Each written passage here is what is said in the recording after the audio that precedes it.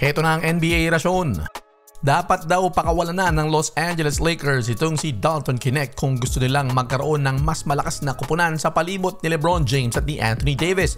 Hindi galing sa akin yan mga kabasketball, sasabihin na naman fake news.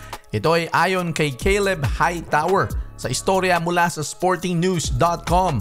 Ayon sa kanya, malabo na daw na gumawa ng hakbang ang Los Angeles Lakers unless maganda-ganda talaga ang makukuha nila.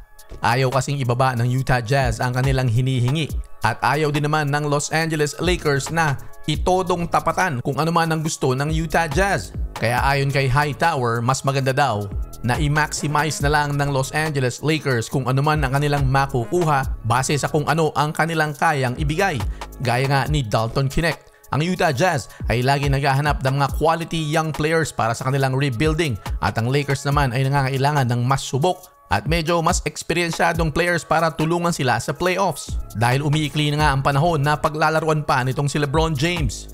Sa madaling salita ay dapat all-out mentality na itong Los Angeles Lakers.